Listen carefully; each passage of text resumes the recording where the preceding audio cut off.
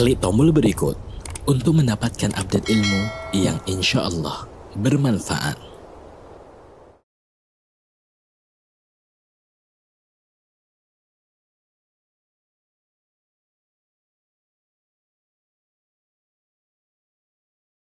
Allah Ta'ala, yang insya Allah akan meneruskan pembahasan kitab At-Tibyan dengan tema boleh menyebut surat Al-Quran dengan namanya. Kemudian salawat serta salam semoga selalu tercurahkan kepada Nabi Muhammad Sallallahu Alaihi Wasallam, kepada keluarganya, kepada sahabatnya, dan orang-orang yang istiqomah berjalan di bawah naungan sunnah beliau sampai hari kiamat kelak. Sebelum kajian ini dimulai, insya Allah Ana di sini sebagai moderator akan membacakan tata tertib selama kajian ini berlangsung. Yang pertama, Ana mengingatkan kepada diri Ana dan juga pada seluruh partisipan untuk memperhatikan adab-adab kita sebagai penuntut ilmu, terutama adab terhadap ustaz dan juga adab dalam bermajlis. Yang kedua, dimohon kepada seluruh partisipan Zoom untuk menggunakan nama asli atau nama yang mudah dikenal. Yang ketiga, dimohon kepada seluruh partisipan Zoom untuk menonaktifkan audio dan kameranya selama kajian berlangsung, agar tidak mengganggu kekhusyuan kita dalam menuntut ilmu. Yang keempat, untuk pertanyaan bisa diketik di chat Zoom atau pada kolom komen YouTube Kolbun Salim TV. Diharapkan pertanyaan sesuai dengan tema hari ini. Yang kelima, dipersilahkan kepada partisipan Zoom untuk bertanya langsung kepada Ustadz dengan cara raise hand terlebih dahulu. Dan yang terakhir, Afan Ustadz akan nanti di terakhir ada kuis. Insya Allah. Nah, insya Allah nanti sesi terakhir akan ada kuis. Demikian muqaddimah yang dapat Anda sampaikan.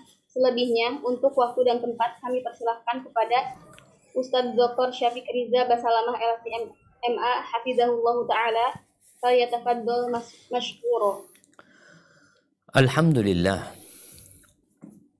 Rabbil Alamin. Wabihi nasta'inu ala umuri dunya wad din. Segala puji bagi Allah, Tuhan semesta alam, pemilik jagat raya, pencipta, pengatur, penguasa. Kepadanya kelak kita akan kembali. Dan hanya kepada Allah kita minta pertolongan dalam menghadapi urusan dunia kita dan urusan agama kita. Karena sejatinya tidak ada daun yang jatuh, tidak ada biji yang tumbuh, tidak ada ikan yang lahir, melainkan semuanya atas kehendak Sang Pencipta. La haula wa la quwwata illa billah. Wassalatu wassalamu ala sayyidil mursalin wa imamil muttaqin Nabiyyina Muhammadin wa ala alihi wa ashabihi ajma'in.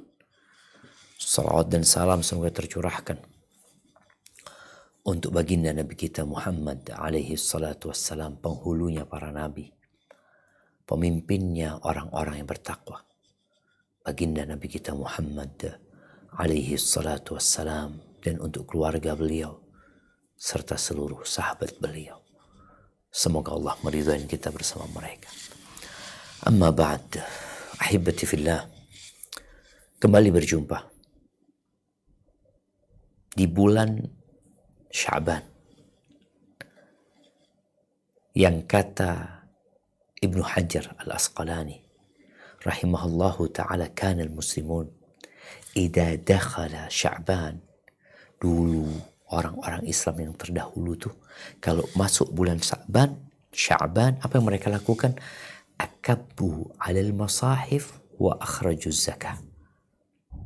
Mereka sibuk dengan mushaf mereka, membaca Al-Quran dan mengeluarkan zakat. Karena memang kita tahu ya, Ketika di bulan Ramadan Rasulullah SAW membaca Al-Quran, dan di antara dampak membaca Al-Quran itu membuat orang jadi lebih mudah bersedekah. Karena Rasulullah sallallahu alaihi wasallam ajwadan nas. Rasulullah sallallahu alaihi wasallam adalah orang yang paling dermawan. Dan puncak kedermawan beliau adalah ketika di bulan Ramadan, ketika berjumpa dengan Jibril dan beliau bermudarasah Al-Quran dengan Jibril. Fala Rasulullah sallallahu alaihi wasallam ajwadu bil khairi minar rihil mursalah. Rasulullah sallallahu alaihi wasallam itu lebih dermawan daripada angin yang ditiupkan. Artinya kebaikannya kemana-mana. Ketika beliau di bulan Ramadan, ketika beliau membaca Al-Quran. Dan bulan Sya'ban ini adalah persiapan untuk Ramadan. Maka semoga adab-adab yang sudah kita pelajari bisa kita amalkan. Dan sejatinya engkau akan bahagia tatkala engkau membaca Kalamur Rahman. Dan engkau akan sengsara ketika engkau sibuk dengan status manusia dan omong-omong manusia. Baik, kita akan lanjutkan. Tafadhal. Nah.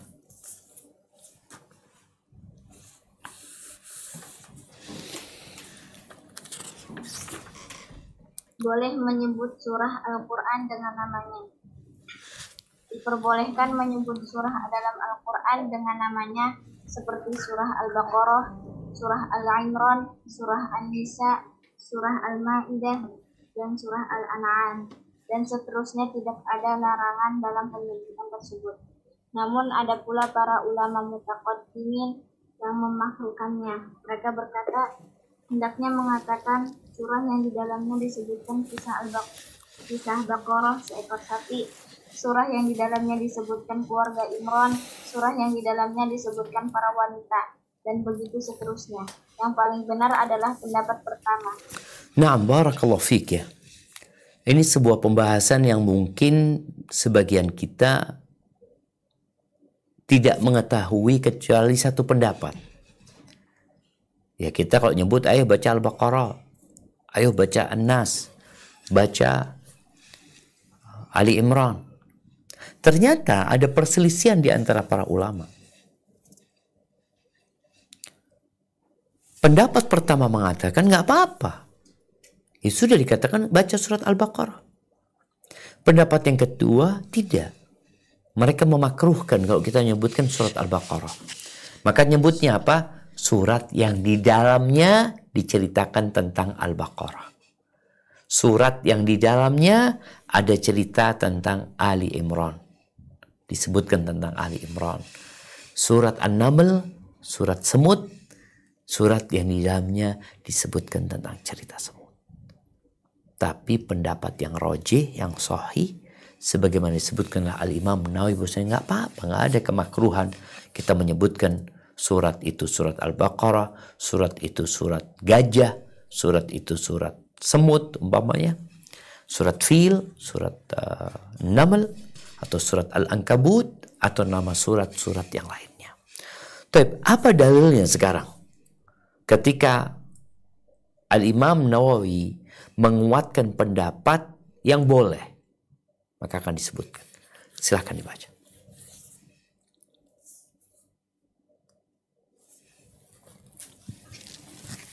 Disebutkan dalam Sahihain dari Rasulullah SAW sabda beliau surah Al-Baqarah serta sabda beliau surah Al-Kahfi dan lain sebagainya dalam banyak riwayat yang tidak terhitung jumlahnya.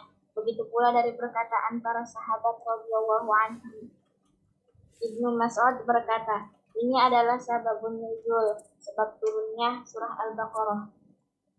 Dari Ibnu Mas'ud dalam Sahihain, saya membacakan surah An-Nisa kepada Rasulullah Shallallahu Alaihi Wasallam. Hadis dan perkataan para salaf dalam permasalahan ini lebih banyak dari yang telah disebutkan. Mengenai surah terdapat dua variasi pengucapannya, surah dengan hamzah dan surah tanpa hamzah.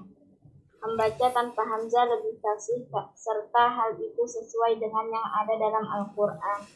Sedangkan pertanyaannya, gimana yang pakai hamzah bacanya? Coba dibaca.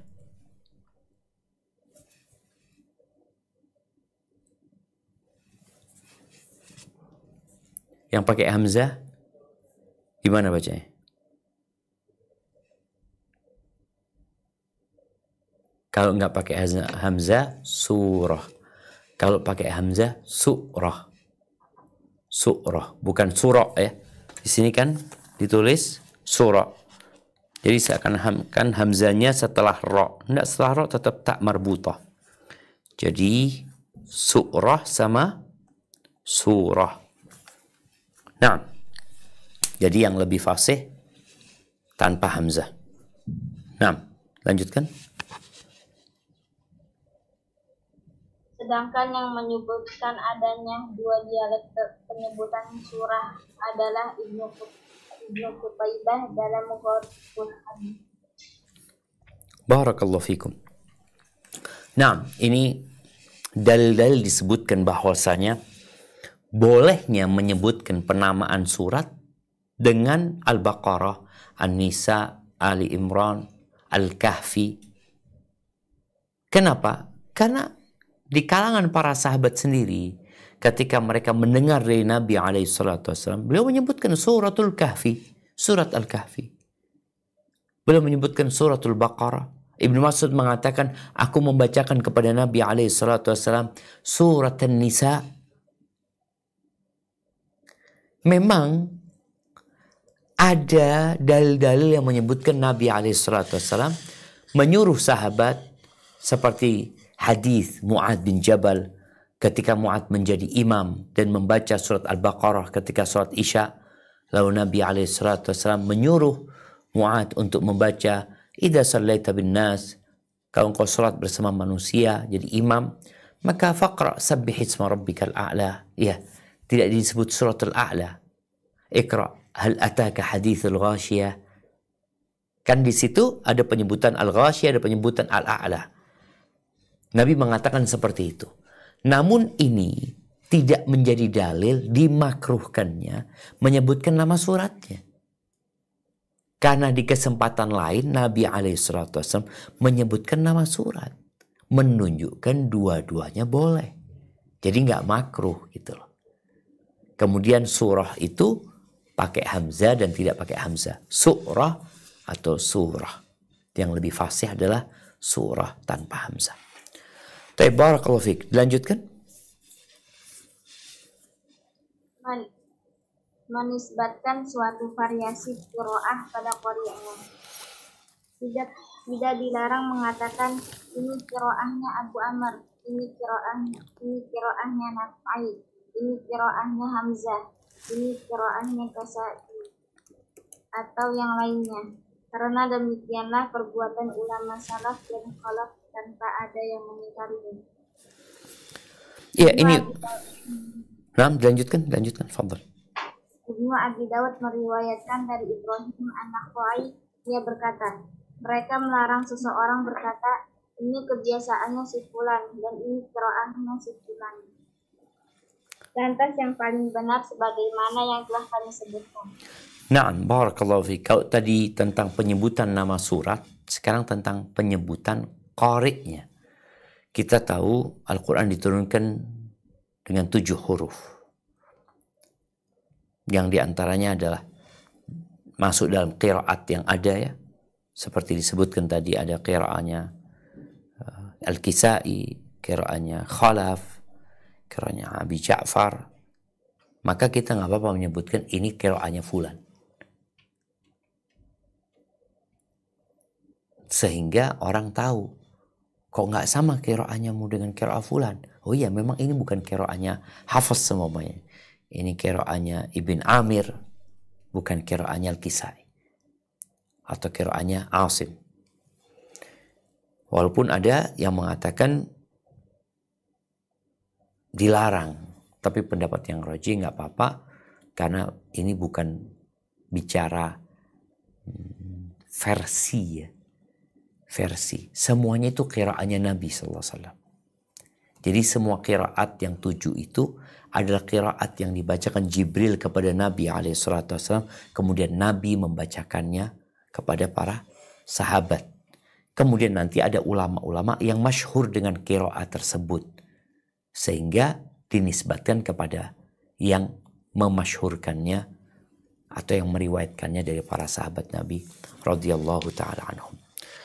Tapi ada pembahasan menarik di sini jamaah, yaitu tentang orang kafir mendengarkan bacaan Al-Quran. Gimana nih hukumnya orang kafir mendengarkan bacaan Al-Quran? Baik, kita akan baca. Tafadhal.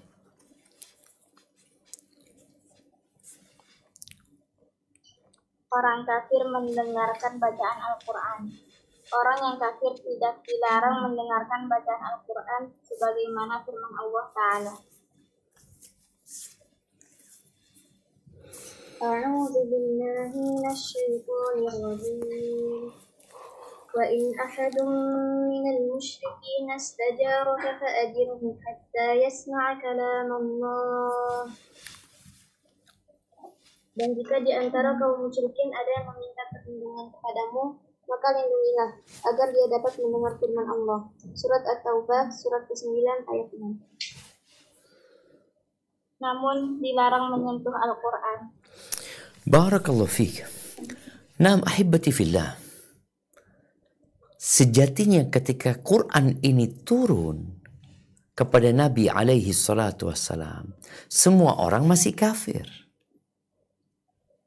Dan Nabi alaihissalam ketika berdakwah, apa yang beliau lakukan? Yatslu alaihim ayati. Beliau membacakan Al-Quran ini kepada orang-orang musyrikin. Fadzakir bil Quran man yakhafu wa'id. Berikan peringatan dengan Al-Quran. Orang-orang yang takut dengan ancaman. Sampaikan. Jadi kalau bicara mendengarkan, kita disuruh memperdengarkan. Jadi orang kafir kan itu bicara urusan dia.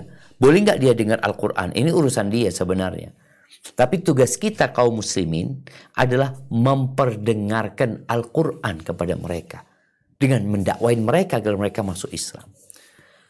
Kalau kita lihat, orang-orang musyrikin itu, mereka nggak mau dengarkan Al-Quran. Allah ceritakan di surat Fussilat ayat 26. Coba dibuka Qur'annya di surat Fussilat ayat 26, bagaimana kondisi orang-orang musyrikin kalau dengar Al-Quran. Mereka tidak mau. Dan kita disuruh memperdengarkan mereka, mengajak mereka kepada Allah. Makanya kerjaannya Nabi mengajarkan Al-Quran kepada orang-orang musyrikin. Cerita di surat Al-Jin. Itu jin belum Islam. Bagaimana mereka mendengarkan Al-Quran dan Nabi membaca kepada mereka yang pada akhirnya kemudian mereka masuk Islam. Nah, silakan dibaca di surat Fussilat ayat 26. A'udzu billahi minasy syaithanir rajim. وقال الذين كفروا لا تسمعوا لهذا القرآن والغوا فيه لعلكم تغلبون.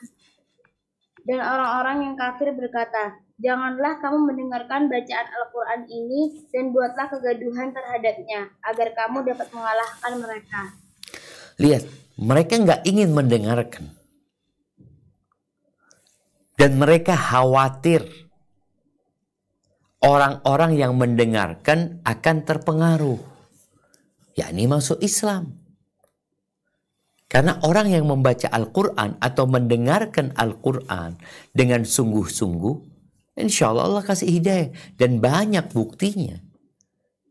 Bagaimana orang-orang musyrikin itu setelah mendengarkan Al-Quran, mereka masuk Islam. Tufail bin Amr Ad-Dawsi, ketika dia mendengarkan Al-Quran, dia masuk Islam. Ada riwayat dhaif tentang Umar bin Khattab, bagaimana dia masuk Islam setelah membaca surat Thaha atau awal surat Thaha. Ahibati fillah. Dan Allah menceritakan di dalam Al-Quran. tentang orang-orang musyrikin ya. Bagaimana kondisi mereka dengan Al-Quran ini. Wa qala alladhina kafaru wa qala ar-rasulu afwan wa qala ar-rasulu ya Rabbi inna qaumi ittakhadhu hadzal qur'ana mahjura. Dan Rasul mengatakan, wahai Rabbku, kaumku ini menjadikan Al-Quran sesuatu yang mereka tinggalkan, mereka abaikan, mereka tidak mau mendengarkan, apalagi mengamalkan. Mereka tidak mau mentadaburi, tidak mau menghayati. Nabi mengadu tentang kondisi orang-orang musyrikin, tentang orang-orang kafir yang tidak mau mendengarkan Al-Quran. Dan mereka membuat kegaduhan tadi supaya nggak dengar. Ibn Ishaq dalam kitab sirahnya menceritakan tentang kisah 3 tokoh musyrikin yang sebagian kita pernah mendengarnya, tentang Abu Jahal, Abu Sufyan, dan Al-Akhnas ibn Shuraiq. Bagaimana 3 orang ini ketika malam tiba, kota Mekah menjadi sunyi, senyap, hening. 3 orang ini tanpa janjian. Setiap orang keluar dari rumahnya. Abu Sufyan keluar. Abu Jahal keluar. Al-Akhnas bin Syariq keluar. Kemana mereka? Menuju ke rumah Rasul sallallahu alaihi wasallam. Nabi kan sholat malam. Nabi baca dengan suara yang terdengar. Suara yang keras. Ketika fajar mau terbit, mereka pulang. Nabi sudah selesai ini sholat malamnya. Mereka pulang. Mereka tanpa janji berjumpa mereka. Loh, kata mereka, kalian lagi ngapain? Kata, bahaya ini. Kalau kelakuan kalian ketahuan sama orang-orang bodoh tuh, oh, mereka akan masuk Islam nantinya. Terus mereka janji, sudah. Berhenti, ini yang terakhir. Nah, ternyata 3 orang ini rindu dengan Al-Quran. Mereka orang-orang Arab yang faham bahasa Arab, yang fasih berbicara bahasa Arab, yang memahami makna Al-Quran. Malam kedua mereka berangkat lagi. Subuh ketemu lagi. Sudah terakhir kata dia. Iya. Sampai hari ketiga. Ketika hari ketiga balik lagi mereka. Dan sebelum subuh ketemu. Akhirnya mereka berjanji. Bersumpah untuk tidak melakukan itu lagi. Selesai sudah. Mereka nggak melakukan itu lagi. Terjadi obrolan. Jadi dari 3 tokoh ini. Abu Sufyan nanti masuk Islam. Abu Jahal nggak mau. Al-Akhnas bin Syariq dikatakan dia masuk Islam, kemudian dia murtad, kemudian dia masuk Islam lagi. Berarti 2 yang masuk Islam. Al-Akhnas bin Syariq ketika pulang di hari ketiga itu tanya sama Abu Jahal. Dia bertanya tentang apa yang kau dengarkan.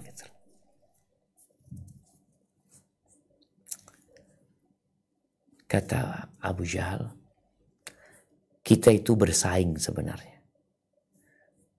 Dengan Bani Makhzum dan Bani Abdul Manaf itu bersaing atas kemuliaan. At'amu fa'at'amna. Bani Abdul Manaf, khususnya Bani Hashim, mereka memberikan makan jemaah haji. Kita pun melakukan yang sama. Fahamalu fahamalna.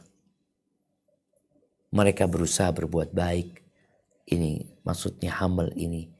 Ya, membantu orang-orang yang punya tanggungan. Kita pun melakukan itu. A'tau fa'atayna. Banu Hashim, Banu Abdi Manaf ini berbagi harta, memberi makan orang. Kami pun juga melakukan itu. Hatta idza tajadzabna 'ala rukab wa kunna kafara sayrihan. Ketika kita itu sudah setara. Bahkan lututnya itu kayak orang naik kuda. Itu kan kadang-kadang rapat ya, sampai lututnya bisa bersentuhan, bergesekan dengan yang sebelahnya. dari ketatnya persaingan antara dua kuda ini, kita seperti dua kuda taruhan itu yang bersaing. Qalu minna nabi ya'tihil wahyu minas sama. Lalu Bani Abdul Manaf mengatakan, di antara kami ada nabi yang turun kepadanya wahyu dari langit. Kata Abu Jahal, kapan kita bisa seperti mereka? Gak mungkin sudah. Wallahi la nu'minu abadan wa la nusaddiqu. Artinya Abu Jahal tahu dengan kebenaran Al-Quran, tapi dia ingkar. Dia mengatakan, demi Allah kami tidak akan beriman selama-lamanya dan tidak akan percaya sama dia. Ada iri, ada dengki, ada kesombongan, ada jiwa persaingan yang terkalahkan sehingga dia nggak mau beriman. Na'udzubillah min dzalik. Inilah Al-Quran. Bagaimana Al-Quran itu akan memberikan dampak kepada orang yang mendengarkannya. Disebutkan di sini dilarang menyentuh mushaf. Mushaf ya. Yang dilarang menyentuh itu bukan Al-Quran tapi mushaf. Karena kita tahu ada Quran terjemahan, ada tafsir, itu bukan mushaf. Jadi yang tidak diperbolehkan adalah, nah, bentar. Bismillahirrahmanirrahim.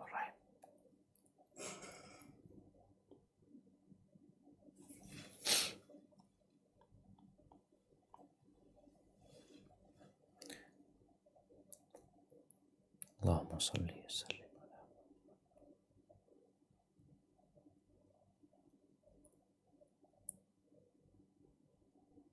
Taib. Kok jadi hilang yang tadi dibaca di bahasa Arabnya?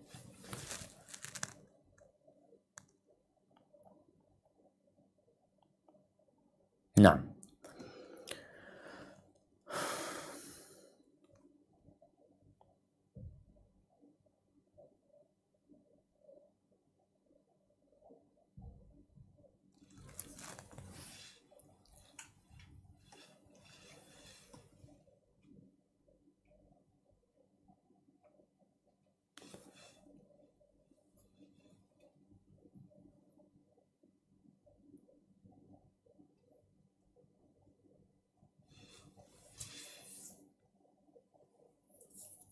Wa yamtana min masil mushaf, ya jelas ya.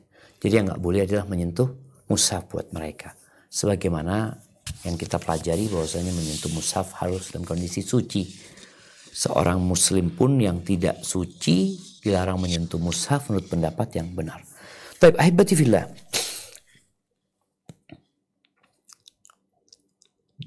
Jubair bin Mut'im.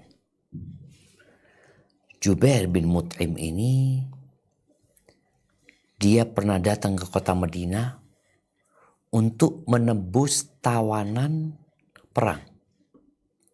Perang Badar pada waktu itu. Di mana dia datang ke kota Madinah? Dia mendengar Nabi menjadi imam di sholat maghrib dan membaca surat At-Tur. Sampai ke ayat 35-37. Coba kita baca. Ayat apa yang didengar oleh Jubair bin Mut'im kemudian berdampak kepada kehidupan dia yang lalu dia nanti masuk Islam. Nah, misalkan dibaca surat At-Tur ayat 35-37.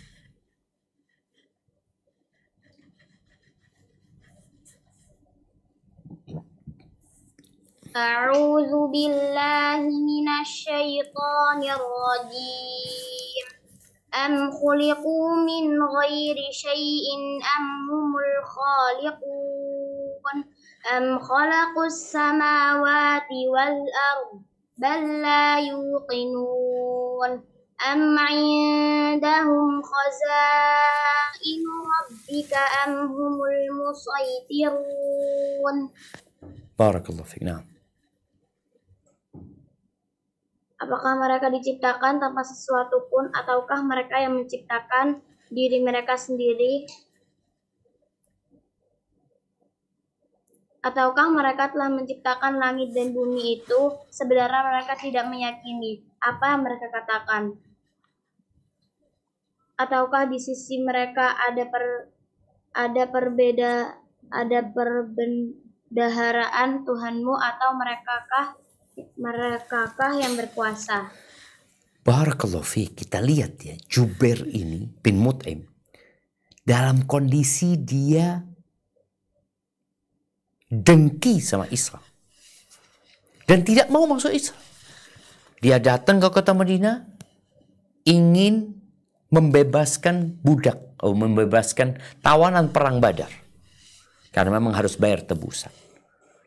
Artinya bukan dia orang yang sedang ingin masuk Islam, ingin cari tahu kebenaran Islam, enggak. Dia sedang menguatkan kekufuran dia. Tapi dengar Al-Quran. Apa kata Jubair bin Mut'im? Dia mengatakan, kada qalbi an yatir. Hampir jantungku itu lepas terbang. Karena di sini Allah menanyakan, am khuliqu min ghairi syai'in am humul khaliqun. Ataukah manusia ini diciptakan tanpa sesuatu? Tahu-tahu ada.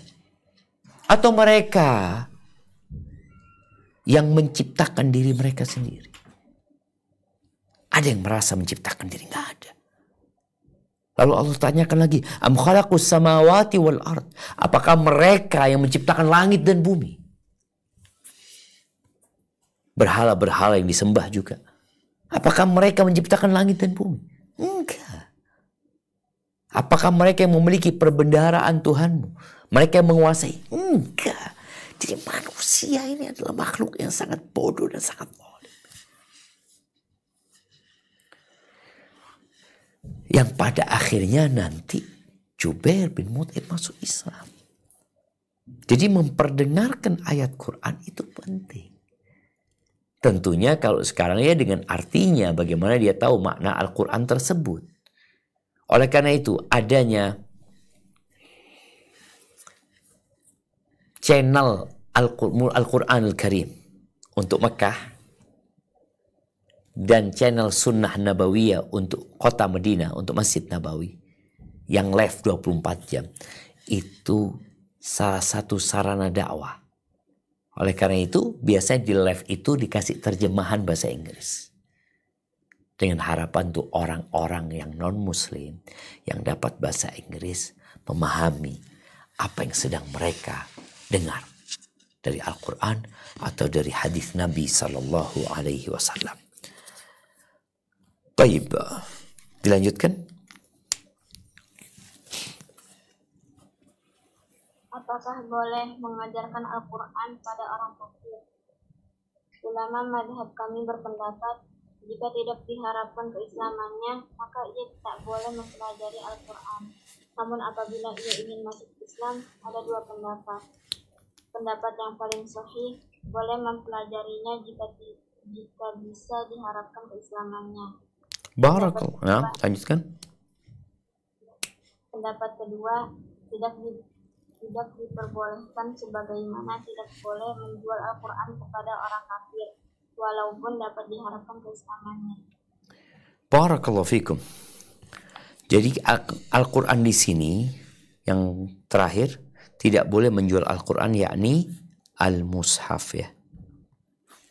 Tidak boleh menjual Mushaf. Taib ahibati fillah. Ini sekarang mengajari Al-Quran. Gimana mengajarkan Al-Quran kepada orang kafir. Kita tahu salah satu tokoh orientalis di Indonesia ini yang bernama Snok Hogron, yang berganti nama Abdul Ghaffar, dia hafal Al-Quran. Padahal dia orang kafir. Apa yang harus dilakukan? Kalau kita berharap orang ini masuk Islam, ya udah ajarin Quran. Memberi mushaf nggak boleh, karena dia nggak boleh nyentuh mushaf. Walaupun sekarang mushaf mereka bisa beli, mereka ambil. Tapi kita yang tahu ini orang kafir nggak boleh ngasih mushaf. Tapi ngasih terjemahan boleh. Makanya di Arab Saudi itu dicetak Quran tanpa ada tulisan Qurannya. terjemahan aja.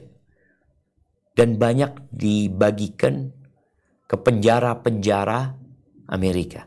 Dan banyak yang masuk Islam. Ketika orang tahu dengan kebenaran Al-Quran Al-Azim. Untuk orang non-Arab ya dia nggak tahu bahasa Arab ya. Dia juga mau baca Arabnya dia harus belajar dulu. Tapi kalau kita mau ngajari dia Al-Quran, bukan terjemahannya tadi Al-Qurannya, maka disebutkan. Ada dua pendapat, tapi pendapat yang lebih kuat, ya nggak apa-apa kita ajarin dia Al-Quran dengan harapan dia masuk Islam. Ahibati fillah, ada sebuah cerita tentang kota Madinah. Di mana kota Madinah ini tidak ditaklukkan dengan perang. Dengan apa sebenarnya? Kalau kita tahu katanya Indonesia dengan dagang. Kota Madinah dengan Al-Quran. Jadi Rasulullah SAW ketika di kota Mekah, beliau menawarkan dirinya kepada kabilah-kabilah yang datang berangkat haji. Karena orang-orang musyrikin berangkat haji dulu. Rata-rata mereka menolak. Sampailah Rasul SAW menjumpai 6 orang Madinah yang sedang tahallul, cukur rambutnya atau botak rambutnya setelah lempar jumrah Aqabah. Ditanya sama Nabi SAW, man antum, kalian siapa? Gitu. Kata mereka, nafarun minal Khazraj. Kami dari orang-orang Khazraj. Mereka menyebut penduduk Madinah itu yang Aus dan Khazraj dengan Khazraj. Min mawalihil Yahud, min mawalil Yahud. Kalian dari sekutu-sekutunya bangsa Yahudi yang ada di kota Madinah. Mereka katakan iya. Lalu Nabi mengatakan, afala tajlisuna ukallimkum. Kalian mau nggak duduk? Aku mau ngomong sama kalian.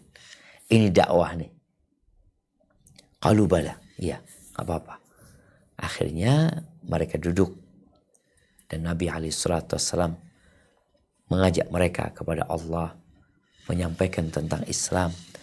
Wa tala alaihimul Qur'an. Mereka belum masuk Islam nih. Tapi Nabi sudah menjelaskan tentang Islam. Kemudian terakhir Nabi membacakan Al-Quran kepada mereka. Lalu apa yang terjadi dengan mereka? Fa'amanu wa saddaqu. Mereka beriman dan masuk Islam. Subhanallah. Jadi Al-Quran ini Allah mengatakan hudan linnas wa bayinatin minal huda wal furqan. Petunjuk buat umat manusia. Yang kafir dan yang non-muslim dan yang muslim. Petunjuk. Yang kafir bagaimana dia masuk Islam, yang muslim bagaimana bertambah hidayah dan petunjuknya.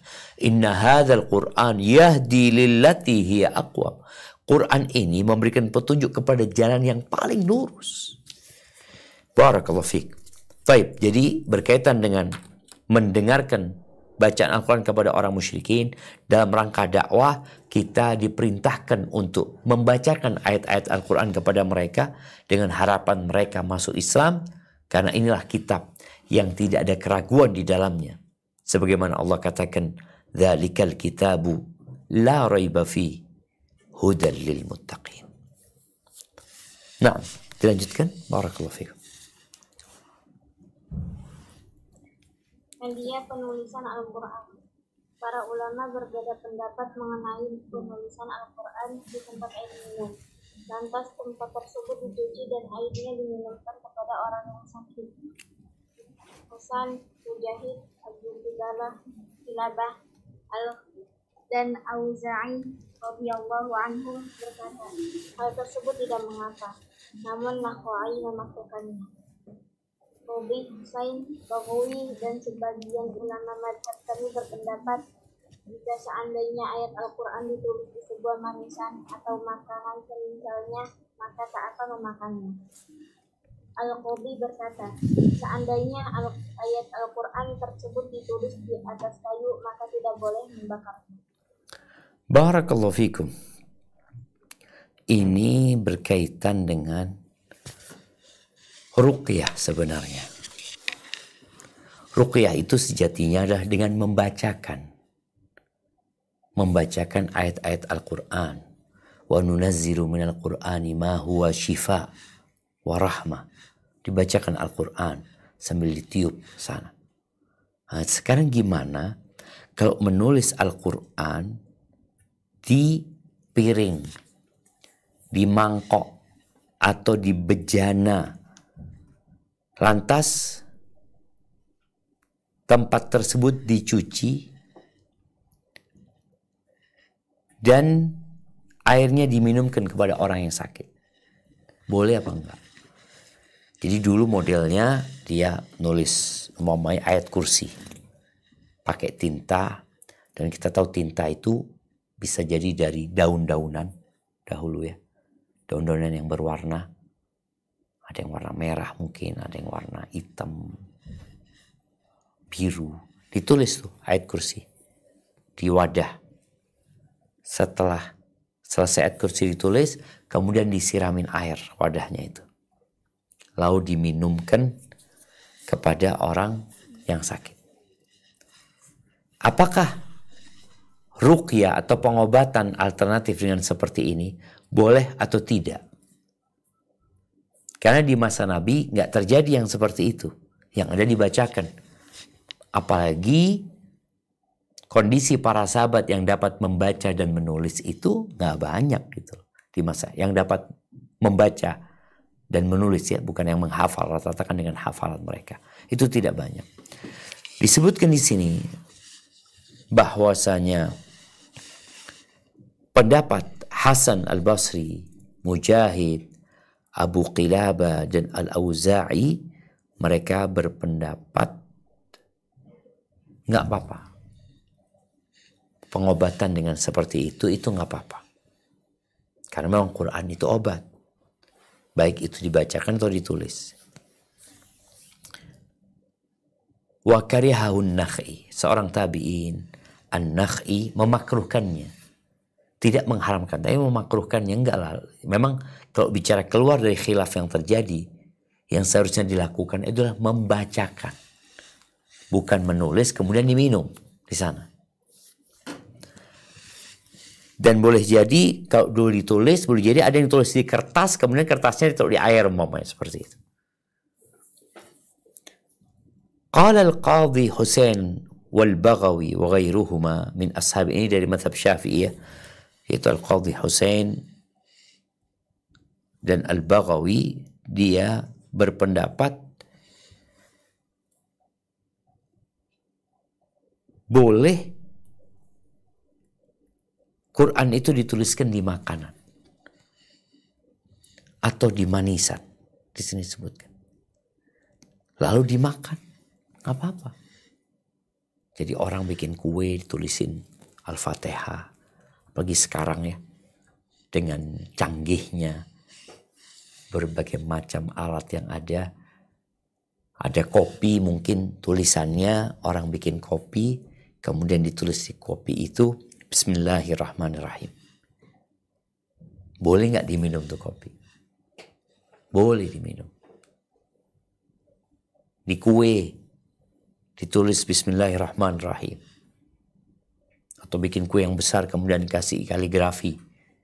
Boleh nggak dimakan? Boleh. Tapi kalau dia menulis di kayu, medianya kayu, maka makruh untuk dibakar kayu tersebut. Ditaruhlah kayu tersebut. Umpamanya nulis lan yusibana illa ma kataballahu lana huwa maulana wa 'ala Allahi falyatawakkalul mu'minun. Di kayu maka dibenci untuk dibakar. Jadikan kayu bakar, kayunya jangan. Kecuali seperti yang kita bahas bahwa saya membakar mushaf itu diperbolehkan kalau memang sudah rusak ya, dikhawatirkan akan ya kadang-kala dimakan rayap sampai bolong ya, sehingga ayat-ayatnya banyak yang hilang. Maka itu ya nggak apa-apa dibakar untuk memuliakan dan mengagungkannya. Barakallahu fikum. Baik, dilanjutkan.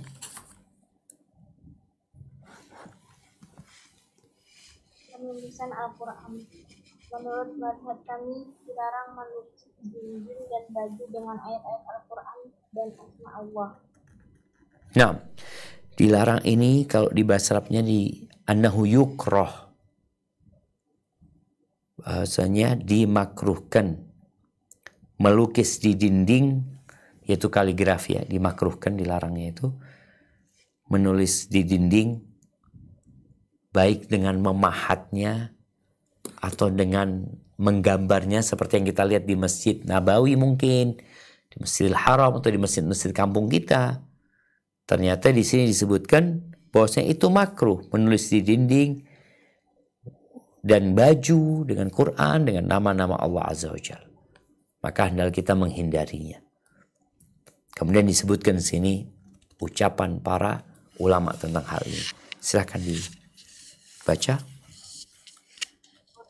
Berkata, tidak akan menulis ayat Al-Quran di dinding arah kiblat masjid.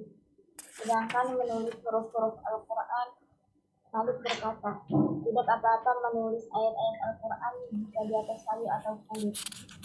Sebagian sahabat kami berpendapat, jika ayat Al-Quran ditulis pada bangunan dan sesuatu yang kokoh lainnya, maka tidaklah haram hukumnya.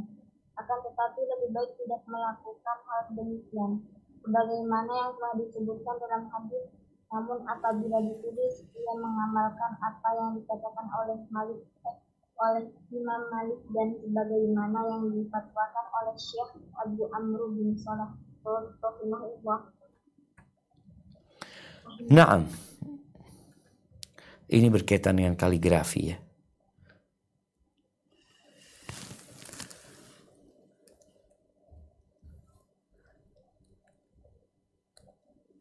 Tunggu sebentar di terjemahannya.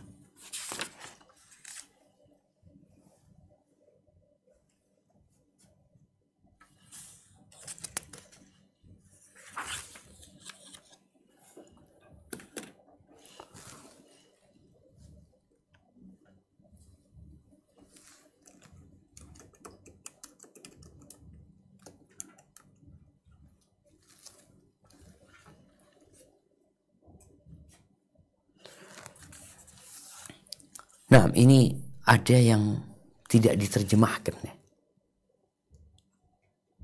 Ditambahin, sedangkan menulis huruf-huruf Al-Quran,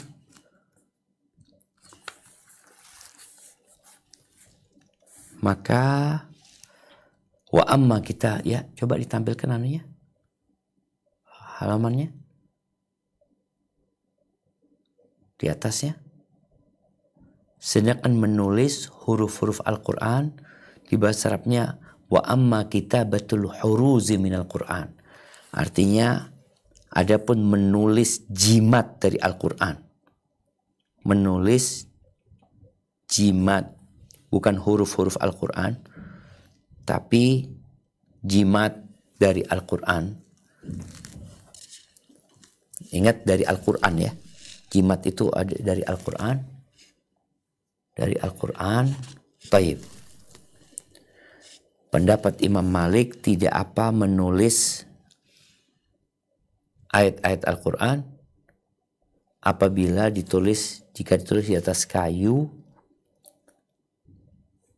wa khuriza alaih, dan kemudian dijadikan seperti jimat, digantung ya.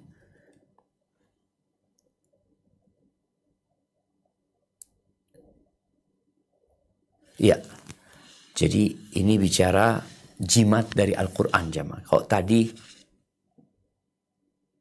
bicara menulis di bejana ya, menulis Al-Quran di bejana kemudian diminum.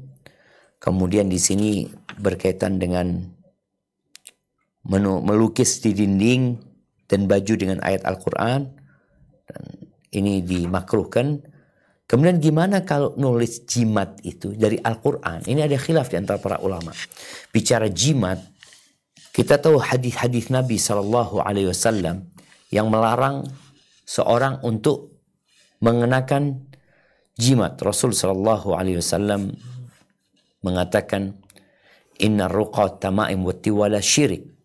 Bahwasanya mantra-mantra, jimat-jimat, yang kalung-kalung yang digantungkan itu termasuk kesyirikan. Yang ada khilaf di antara para ulama, kalau jimatnya itu dari Al-Quran. Orang nulis surat Al-Fatihah atau ayat kursi kemudian digantung di rumahnya sebagai jimat. Atau ditaruh di dada dia, dada anaknya umpamanya seperti ini.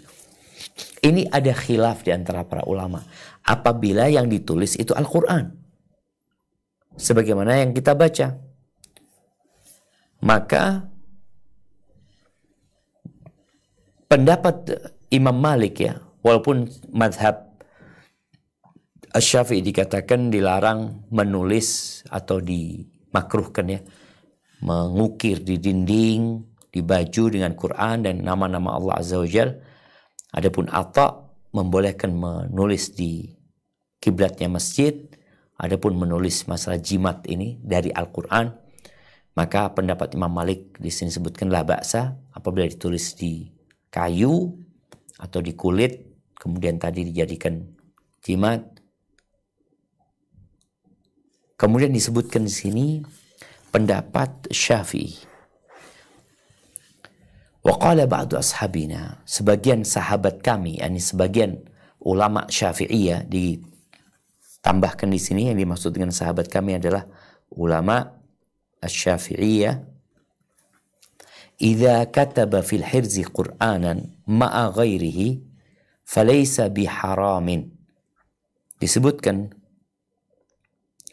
jika ayat Al-Quran ditulis pada kok bangunan ya. Ini mungkin ada salah terjemah ya. Bangunan dan sesuatu yang kokoh lainnya.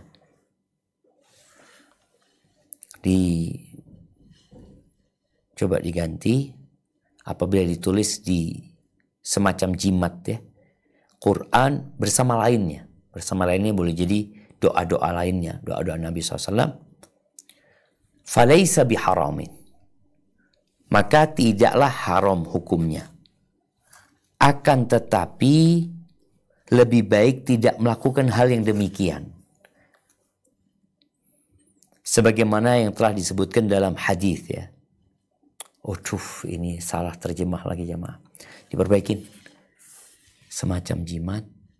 Ditulis pada semacam jimat bersama sesuatu lainnya. Bersama sesuatu selain Quran maksudnya. Sesuatu lainnya. Maka tidak haram hukumnya. Tapi itu udah ada tulisannya. Akan tetapi maka tidak haram hukumnya ya. Akan tetapi lebih baik tidak melakukan hal yang demikian. Sebagaimana yang telah disebutkan dalam hadis ya Allah ya. Ini diperbaiki, dicoret sebagaimana disebutkan dalam hadis. Walikaunihi yahmilu fi halil hadath. Karena dia akan membawanya dalam kondisi sedang berhadath.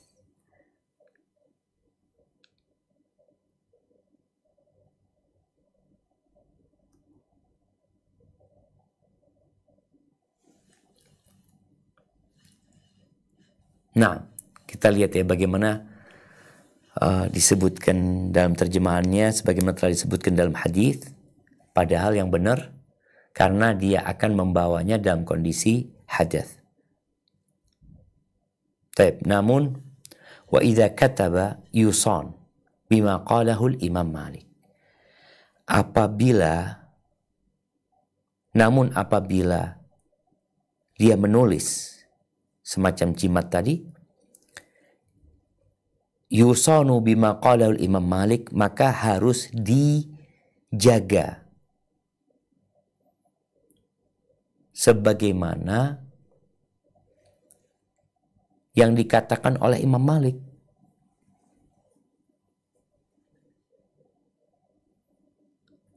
Apa yang dikatakan Imam Malik? Nulisnya itu di kulit atau di kayu ya. Wa bihadza afta Abu Amr bin Salah, dan sebagaimana difatwakan oleh Syekh Abu Amr ibn Salah.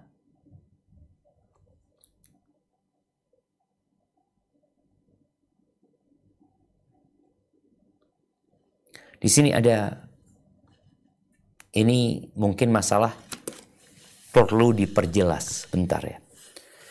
Gimana? Ini kan jimat Ustaz.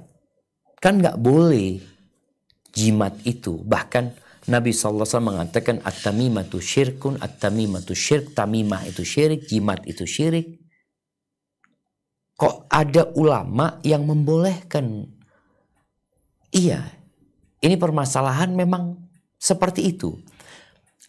Yang tidak diperbolehkan, yang sepakat para ulama adalah jimat-jimat yang bukan dari Al-Quran. Itu haram. Adapun jimat-jimat yang dari Al-Quran, yang tidak terlarang ya. Di sini disebutkan ucapan sebagian ulama ya. Qala al-allama al-faqih bin Abidin dalam hasyiahnya, fara'u alladhi ra'aitu fil mujtaba at-tamimah al-makruha ma kana bighairi al-Qur'an. Disebutkan bahwasanya tamimah, jimat yang terlarang itu, yang dimakruhkan adalah yang bukan dari Al-Quran. Waqilah hiyal kharza allati tu'alliquha al-jahiliyah. Dikatakan itu adalah jimat-jimat yang digantungkan oleh orang jahiliyah yang biasa dipakai sama mereka. Itu yang terlarang. Kemudian dilarang juga ruqyah itu kalau enggak dengan bahasa Arab dan tidak diketahui artinya apa. Takut di dalamnya ada sihir, dalamnya ada kekafiran dan selainnya. Amma ma kana minal Qur'an min syai'in minad da'wat. Apabila dari Al-Quran dan dari doa-doa yang disebutkan dalam hadis Nabi ya, maka nggak apa-apa. Ini pendapat sebagian ulama ya. Sekali lagi, kalau ditanya, ana berpendapat seperti apa, ditinggalkan. Karena yang diajarkan Nabi SAW adalah membacanya, bukan menggantungkannya. Makanya kadang-kala di sebagian rumah itu ada gantungan ya. Ana masih ingat dulu bagaimana ketika anak kecil ibu ana nulis umpamanya ayat kursi itu digantung di atas pintu. Nah, ini termasuk dalam pembahasan yang sedang dibahas ini. Jadi apabila dari Al-Quran, dari doa-doa Nabi SAW, itu diperselisihkan hukumnya. Walaupun pendapat yang lebih kuat ditinggalkan. Yang diperbolehkan atau yang dianjurkan adalah membacakannya, bukan menggantungkannya. Baik digantungkan di anak ya, seperti itu. Ini yang jelas-jelas dilakukan dan diamalkan oleh Nabi SAW. Adapun menggantungkan ayat Quran sebagai jimat ya, sebagai penjagaan ya. Al-kharas itu sebagai penjagaan untuk tolak bala menurut sebagian orang. Maka ini permasalahan yang diperselisihkan oleh para ulama. Yang lebih rajih buat ana adalah meninggalkannya. Hadza wallahu a'lam bissawab. Baik. Kita lanjutkan berkaitan dengan ruqyah sekarang. Melakukan nas dengan ayat Al-Quran untuk jatuh. Ibnu Abi Daud meriwayatkan dari Abu Juhaifah as-Sahabi radhiyallahu anhu, namanya adalah Wahab bin Abdullah. Namun ada pula yang mengatakan selain itu. Dari Hasan Basri dan Ibrahim an-Nakhai karena melarang hal demikian. Pendapat yang dipilih adalah bahwa hal tersebut tidaklah makruh. Baik, apa artinya nafas? Nafas itu meniup ya, seperti ada sedikit mungkin ludah ya, bukan meludah, tapi lebih ada unsur meniup. Kita membaca Al-Quran sebagai ruqyah, membaca ayat kursi, kemudian ditiupkan kepada orang yang sakit, itu an-nafas. Di sini disebutkan bahwasanya ada riwayat yang berpendapat makruh melakukan itu ya, baca aja, nggak perlu dinafas, nggak perlu menyemburkan tadi yang dari mulutnya. Dan yang pendapat yang terpilih, dilanjutkan, pendapat yang dipilih adalah bahwa itu tetapi hal tersebut merupakan hal yang disunahkan dan dianjurkan. Nah, kita lihat ya bagaimana yang sunnah dianggap makruh oleh sebagian ulama. Boleh jadi karena memang tidak sampai hadisnya kepada mereka. Dalil belum nyampe. Karena kita tahu nggak ada seorang yang menguasai semua hadis-hadis Nabi alaihi salatu wassalam. Tapi yang jelas hadis-hadis Nabi itu terjaga. Ada yang menghafal dan menyimpannya, tapi bukan satu orang. Kalau kita lihat di sini, bagaimana Imam Nawawi mengatakan itu sunnah gitu loh. Kok ini orang ngomong makruh? Maka beliau sebutkan dalilnya. Silakan dibaca. Sebutkan sebuah hadis dari Aisyah radhiyallahu anha bahwa setiap malam apabila Rasulullah hendak tidur, beliau menengadahkan kedua telapak tangannya lantas melakukan nas dan membaca surah Al-Ikhlas, surah Al-Falaq, dan surah An-Nas. Kemudian beliau mengusap setiap anggota badan yang dapat dijangkau kedua tangannya dan mendahulukan kepala dan wajahnya. Lantas anggota tubuh yang dapat dijangkau, beliau melakukan hal demikian tiga kali. Diriwayatkan oleh Bukhari dan Muslim dalam kitab Sahihain. Barakallahu fikum. Kita lihat nih, yang dimakruhkan oleh sebagian ulama itu ternyata Nabi mengamalkannya. Sebelum tidur Nabi alaihissalatu wassalam ya, membaca Qul huwallahu ahad, Qul a'udzu birabbil falaq, Qul a'udzu birabbin nas. Kemudian meniupkan di tangannya lalu mengusapi seluruh tubuhnya sebanyak 3 kali. Itu hadis riwayatkan Imam Bukhari dan Muslim. Menunjukkan bahwa hal itu nggak apa-apa untuk ruqyah ya. Maka di sini bedanya baca Quran, membaca Al-Quran untuk membaca berharap pahala, mencari keridhaan Allah Azza wa Jalla, dan membaca Al-Quran untuk ruqyah. Maka ketika bicara untuk ruqyah, maka ada nafas ditiupkan ke orang yang sakit tersebut ya. Baik, dilanjutkan. Dalam Sahihain terdapat lebih banyak lagi riwayat-riwayat tentang hal ini. Di sebagian hadis disebutkan Aisyah berkata, ketika aku menanyakan hal tersebut pada beliau, lantas beliau pun menyuruhku melakukan hal demikian. Nah, ini ketika aku menanyakan ya. Bentar. Falamma ishtaka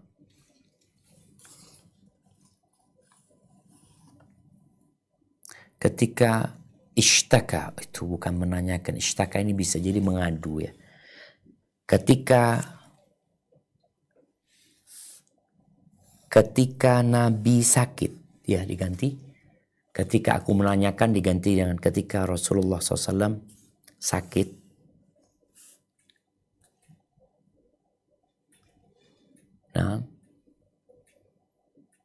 Nah, ketika Rasulullah SAW sakit,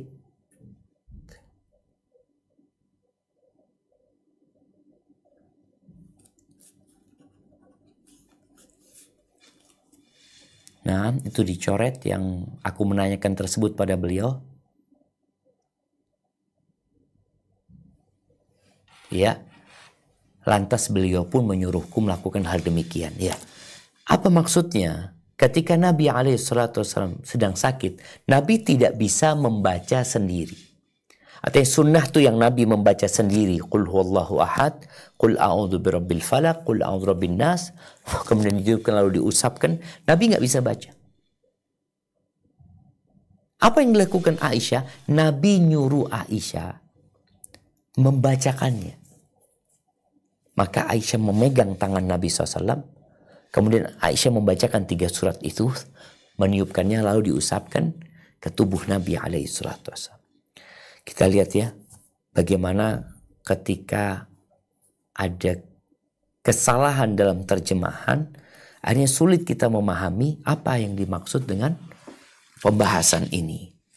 Baik. Dilanjutkan. Di sebagian riwayat disebutkan Nabi Shallallahu Alaihi Wasallam melakukan nas pada diri beliau sendiri serta membaca ta'awud ketika beliau dalam keadaan sakit yang mengantarkan beliau menuju kematian.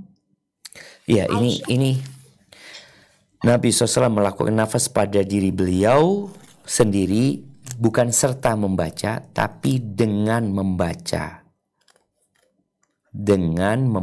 ta'awud, mu'awwidzat ya, dengan membaca ta'awud itu diganti dengan mu'awwidzat.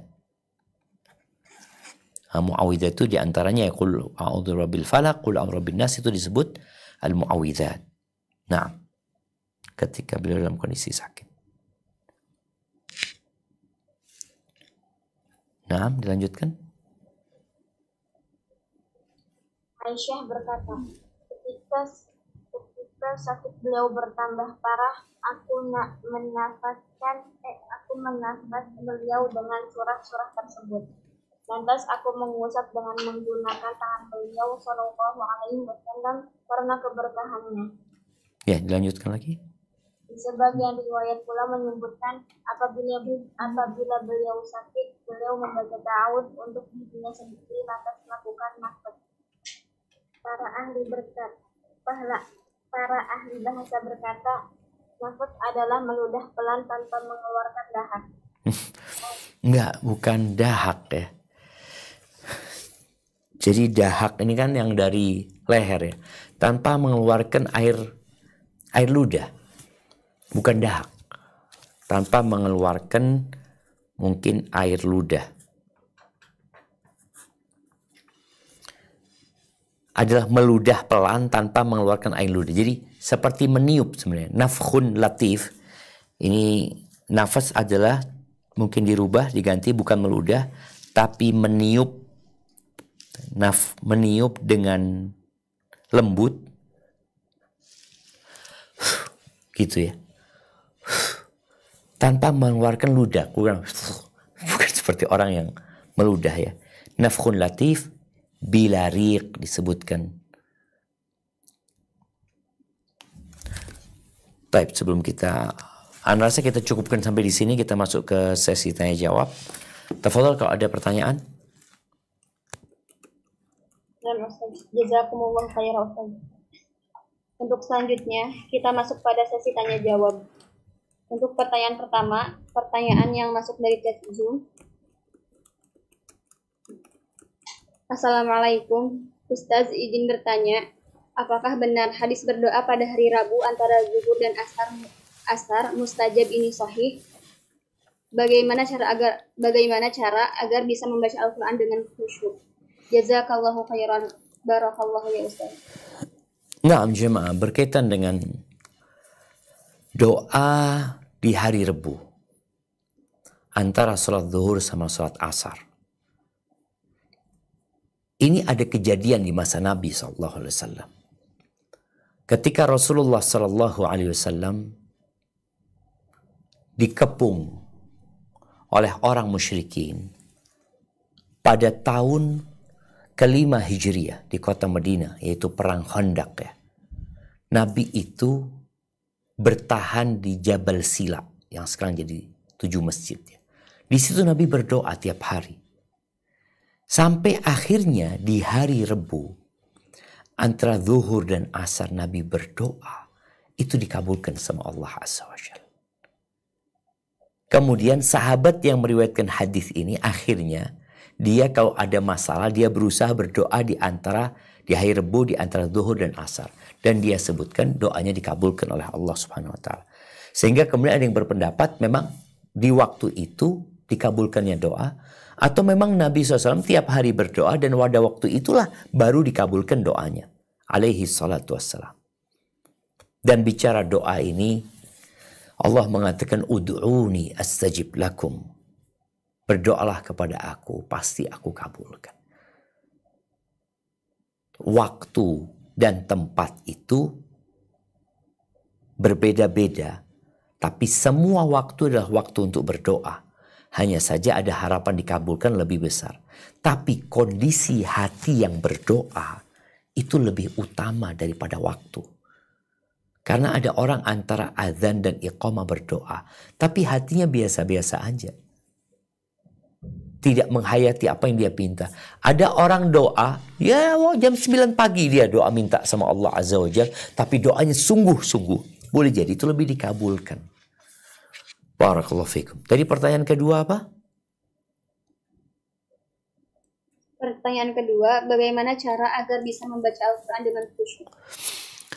Nah, ahibati fillah, yang mengganggu kekhusyuan itu adalah Al-ala'iq wal-awa'iq.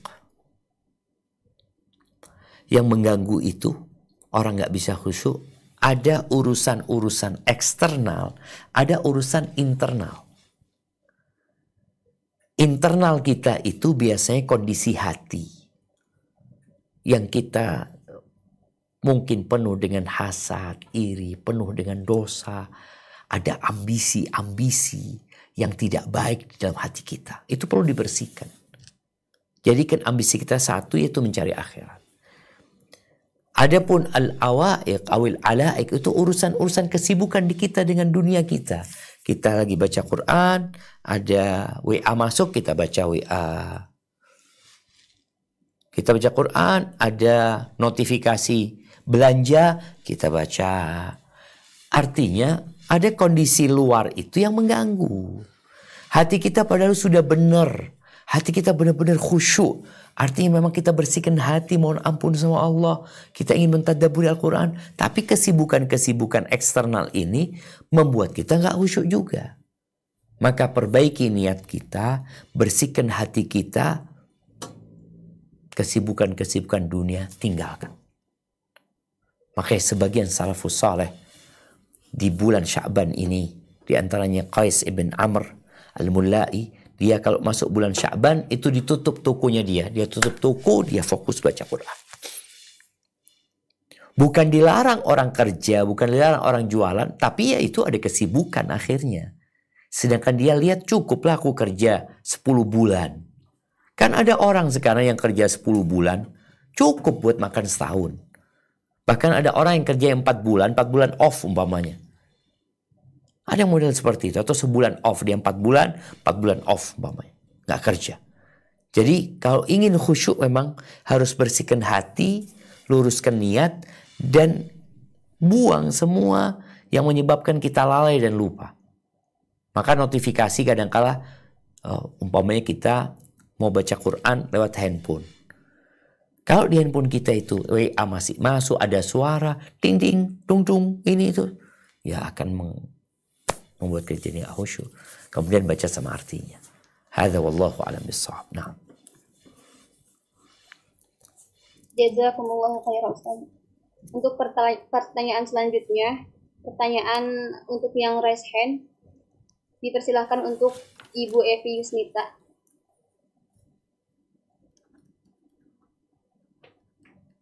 Bismillah, Assalamualaikum warahmatullahi wabarakatuh, Ustaz. Waalaikumsalam warahmatullahi wabarakatuh. Nah, tafadhali. Ya, Afwan mau tanya Ustaz. Kalau misalnya sholat di rakaat pertama kita membaca surat yang panjang gitu. Nah, kalau di awal kan kita baca basmalah. Terus untuk rakaat kedua, apakah untuk meneruskan karena suratnya panjang, jadi dibagi gitu Ustaz? Baca isti'adzah atau ta'awudz atau bagaimana Ustaz? Terus untuk rakaat yang selanjutnya apa baca ta'awudz juga atau bagaimana? Itu aja pertanyaan Ustaz. Jazakallahu khairan, barakallahu fiik. Wa fiik wa barak. Nah, mahibati fillah. Bicara ta'awudz ini, yang pertama ada beberapa permasalahan dalam pertanyaan tadi. Permasalahan pertama berkaitan dengan membaca ta'awudz. Apakah kita cukup membaca ta'awudz di rakaat pertama saja sebelum baca Al-Fatihah? Sehingga Al-Fatihah yang kedua, yang ketiga, yang keempat, kita nggak perlu lagi ta'awudz. Kita langsung baca Bismillahirrahmanirrahim. Ada dua pendapat. Ada yang mengatakan ta'awudz di setiap rakaat. Ada yang berpendapat enggak, cukup yang pertama. Ini mungkin yang lebih rajih. Tapi boleh kau membaca ta'awudz yang kedua. Tapi baca yang pertama sudah cukup. Jadi kalau sudah ta'awudz itu cukup, ya sudah, kita nggak perlu baca lagi. Setelah amin, kita nggak perlu ta'awudz lagi. Baik, berkaitan dengan apakah kita perlu bismillah? Karena kalau baca awal surat, ya kita baca bismillah. Tapi kalau umpamanya pertengahan surat, tadi mau nyambung dengan rakaat pertama, apa bismillah? Ini sama seperti membaca Al-Quran sebenarnya. Apakah ketika kita baca Al-Quran, tahu-tahu kita sampai ke ayat kursi. Kita tadi baca pagi, siang mau baca lagi, kita sampai ayat kursi. Apakah kita baca bismillah atau tidak? Ya, ada lagi dua pendapat para ulama. Karena ini putusnya sudah panjang, maka kita baca ta'awud saja. Kalau mau baca bismillah pun juga nggak apa-apa. Hadza wallahu a'lam bishawab. Tapi sebelum ke pertanyaan jamaah, harapan ana coba dibuka lembaran terakhir yang kita baca tadi berkaitan dengan nafas ya. Nafas di halaman 179. Ya. Para ahli bahasa berkata nafas adalah meniup pelan tanpa mengeluarkan air ludah. Tanpa mengeluarkan air ludah. Ini pendapat Al-Imam Nawawi ya. Tapi ada pendapat lain yang mengatakan meniup dengan lembut ya, dengan pelan atau dengan lembut, dengan mengeluarkan air ludah tapi sedikit sekali. Meniup dengan lembut dengan adanya ya percikan-percikan ludah yang sedikit. Ya, seperti itu. Itu aja yang anak ingin ingatkan. Karena mungkin ada yang meniup tanpa mengeluarkan sesuatu, tapi ada yang mungkin sambil mengeluarkan sesuatu dengan lembut. Jadi bukan tanpa dahak seperti dalam penerjemahan. Iya, silakan ke pertanyaan selanjutnya. Barakallahu fiik. Ya Ustaz, jazakallahu khairan. Untuk pertanyaan selanjutnya, Assalamualaikum warahmatullahi wabarakatuh. Semoga Allah merahmati ulama terdahulu, Ustaz dan keluarga, tim kajian serta seluruh umat muslim seluruh dunia. Ustaz izin bertanya, apakah seorang anak berdosa dan dimintai pertanggungjawaban oleh Allah ketika orang tuanya belum benar bacaan Al-Qur'annya, bahkan belum bisa baca Al-Qur'an, sedangkan anaknya seorang yang lancar bacaan Al-Qur'annya.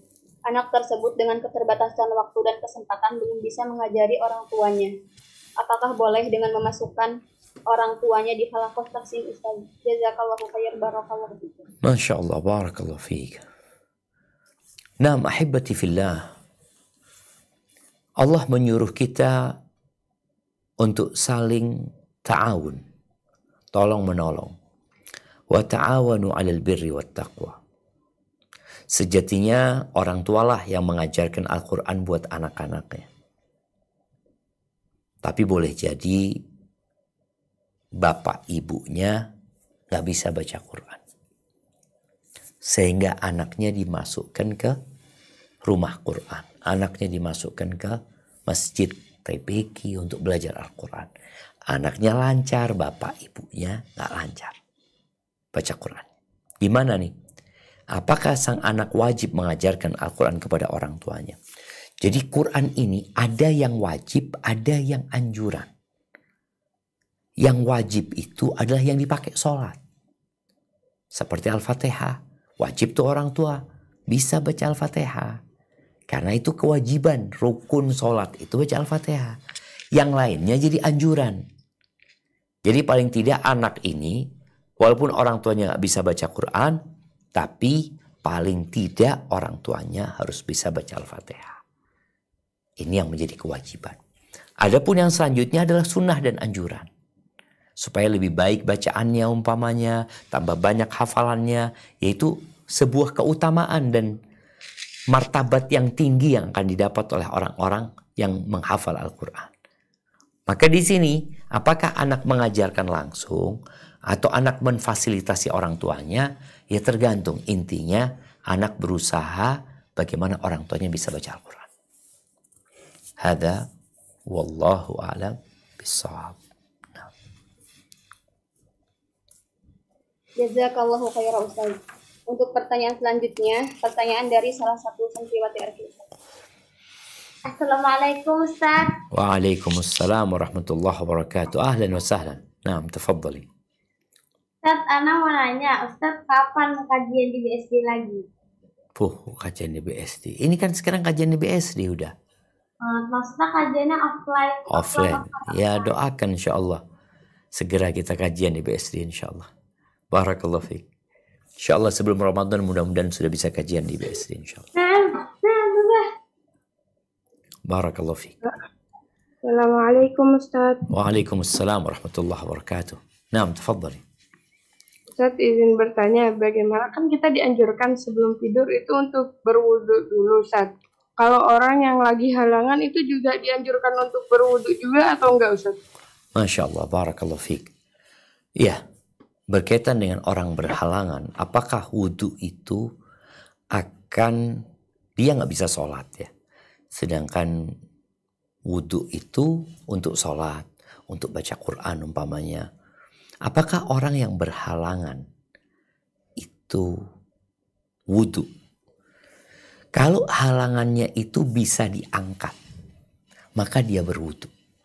Bagaimana halangan yang bisa diangkat? Junub. Jadi orang junub itu halangannya sebenarnya dia harus mandi. Wajibnya dia mandi.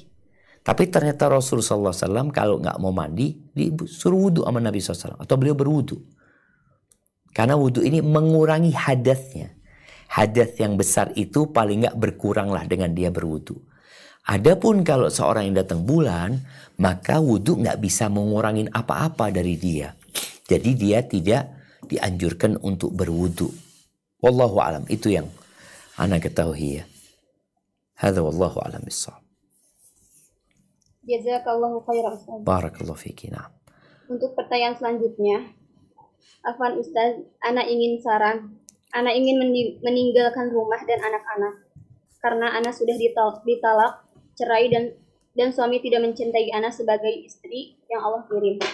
Hanya sebatas memberi nafkah makan saja katanya sudah cukup. Ana minta perhatian, dia marah. Ana minta memperlakukan Ana sebagai istri. Dia marah. Suami sering mengusir Ana lebih dari 10 kali. Ana pergi. Katanya sama ayah Ana. Ana yang pergi dari rumah. Ana saat ini sudah bulat tekad ingin pergi sampai mau pisah kakak. Gak ada harapan dapat surga dunia kalau di akhirat. Apa yang ingin Ana lakukan? Benar Ustaz. Afwan, dia sudah diceraikan. Di pertanyaan itu dia sudah diceraikan. Di awal tadi kok katanya sudah diceraikan. Iya Ustaz, sudah ditalak cerai. Sudah ditalak. Nah, iya. Jamaah rahimakumullah. Yang pertama kita perlu ketahui, tidak semua rumah tangga dibangun di atas cinta. Hasan al-Basri ketika ditanya oleh seorang yang hendak menikahkan putrinya, maka Hasan mengatakan, la tuzawwij ibnataka illa min taqi. Jangan engkau menikahkan putrimu kecuali dengan manusia yang bertakwa. Kenapa? In ahabbaha akramaha. Kalau laki-laki ini mencintai putrimu, mencintai, ini bicara cinta, maka dia akan memuliakan putrimu. Wa in lam yuhibbaha lam yadhlimha. Tapi kalau ternyata suaminya ini nanti nggak cinta dengan berjalannya waktu, mungkin dia nggak cinta, nggak ada rasa cinta sama istrinya, maka dia tidak akan mendolimi. Bicara tidak mendolimi ini berarti tetap memberikan hak-hak istrinya, tapi dia nggak cinta, dia tidak sampai mendolimi istrinya, dia tidak melakukan KDRT sama istrinya. Maka kembali kepada pertanyaan tadi, kalau suamimu itu tidak mendolimimu, dia nggak cinta memang. Dia memberikan hakmu, sandang, pangan, papan diberikan, ya. Kemudian dikatakan tadi sampai punya anak, ya. Artinya dia tidak mendolimi. Maka engkau jangan nuntut lebih. Cinta itu bukan dipinta, tapi cinta itu ditumbuhkan. Bukan sang istri, engkau harus cinta sama aku, engkau harus berikan perhatian. Penghormatan dan perhatian itu juga bukan dipinta, tapi bagaimana dia datang. Seorang istri yang tahu suaminya tidak mencintainya, maka dia harus berusaha membuat cinta itu hadir. Dengan memberikan penghormatan lebih kepada suami. Jadi ada seorang perempuan, dia mengatakan, Aku itu udah pintar masak, kata dia. Aku itu melayani suamiku dengan baik. Aku itu macam-macam dia sebutkan. Tapi kok suamiku kayak gitu ya? Dia nggak perhatian ini itu. Apa kata Syekh yang ditanya? Dia mengatakan, ada satu yang menjadi prioritas seorang laki-laki. Apa? Penghormatan. Boleh jadi istri sudah melayani, tapi tidak menghormati dan memuliakan suaminya. Yang ada menuntut. Suami merasa tidak dihargai. Maka tadi boleh jadi sang istri kalau dalam pertanyaan itu, aku nuntut dia untuk ini, untuk itu. Yang terjadi suami merasa tidak dihargai, tidak dihormati. Akhirnya marah lagi. Maka para istri harus pintar-pintar mengkondisikan rumah tangganya. Kalau ternyata dia memang dapat suami yang tidak cinta, tapi dia tidak mendolimin, hargai suamimu dan tumbuhkan cinta. Cinta itu bisa datang dan bisa pergi. Cinta yang ada bisa layu dan mati. Cinta yang hilang bisa kembali dan bersemi. Maka bagaimana sekarang ada usaha dari anti. Bukan nyalahkan suami. Oke, kau dapat suami udah kayak gitu. Bagaimana sikapmu yang seharusnya kau lakukan. Itu mungkin sebagai masukan. Buat yang bertanya, kalau dikatakan talaknya sudah talak berapa, Anda nggak tahu. Kalau talak pertama, istri punya hak tempat tinggal, punya hak nafkah sampai masa iddahnya habis. Kalau bicara dia diceraikan diusir dari 10 kali, lebih dari 10 kali, maka tadi kenapa itu terjadi? Biasanya dia, gara-gara dia, memangnya dia kayak gitu. Jangan. Kita sering menunjuk orang. Kita lupa bahwa ketika jari telunjuk kita menunjuk ke orang, 3 itu nunjuk ke diri kita. Dia, engkau 3. Kau lihat ada apa denganmu? Kenapa dia bisa seperti itu? Barakallahu fiik, itu mungkin menjadi pertanyaan terakhir ya. Karena kita ada sisa waktu untuk kuis. Baik. Ya, sudah bisa ditanya Ustazah? Ustaz, tafadhali. Baik, pertanyaan yang pertama. Sebutkan ayat, ini buat santriwati. Sebutkan ayat yang didengar oleh Mut'im bin Adi di kota Madinah ketika Nabi sholat maghrib. Yang kemudian Mut'im mengatakan, hatiku hampir saja terbang, ya, hampir lepas hatinya. Apa yang dibaca? Dari surat At-Tur tadi yang kita sempat baca. Tafadhali.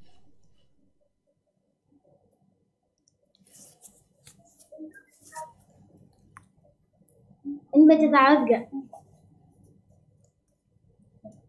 A'udzu billahi minasy syaithanir rajim.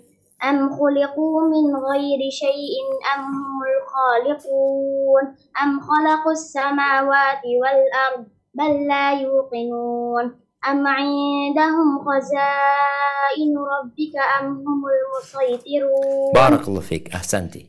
Baik, pertanyaan kedua buat santriwati, apa artinya?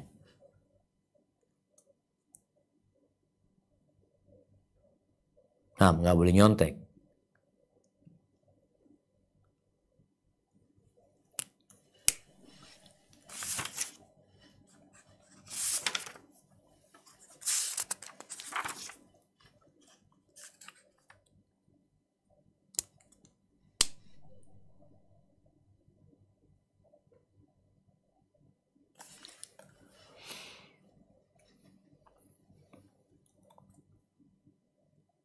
Gak ada yang tahu.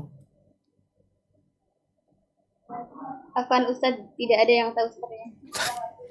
Tidak ada yang hafal-hafal. Baik. Ya dibaca artinya kan tadi udah dengar artinya apa. Ala kuliah, pertanyaan yang habis pertanyaan buat santriwati sudah. Karena waktunya tinggal 1 menit, pertanyaan buat jamaah yang hadir di Zoom ini. Pertanyaannya, apa hukum memperdengarkan Al-Quran kepada orang kafir?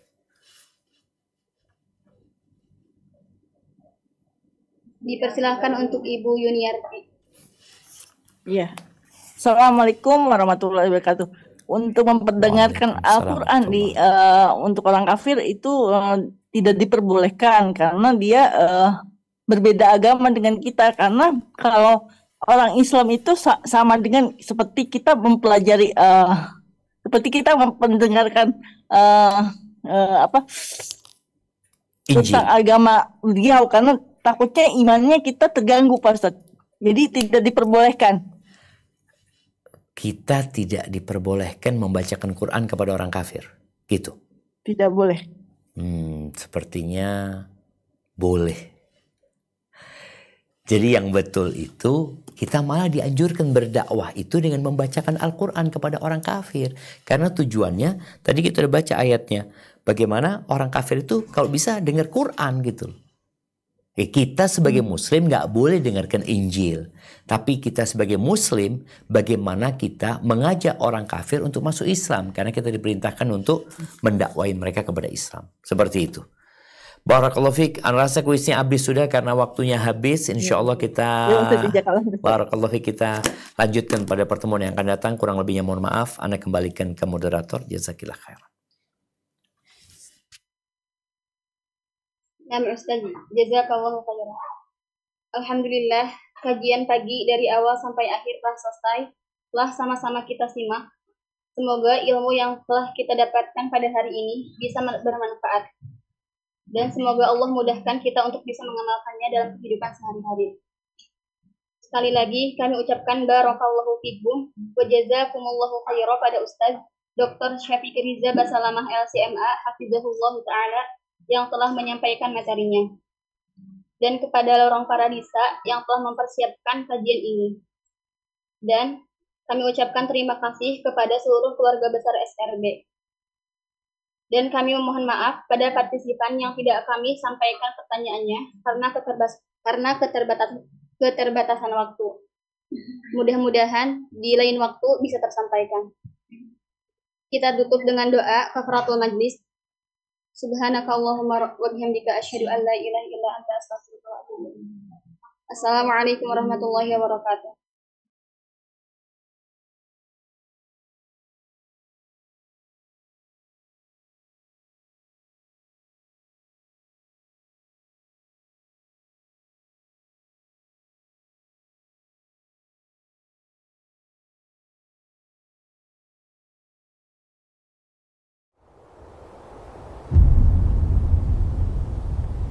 Klik tombol berikut untuk mendapatkan update ilmu yang insya Allah bermanfaat.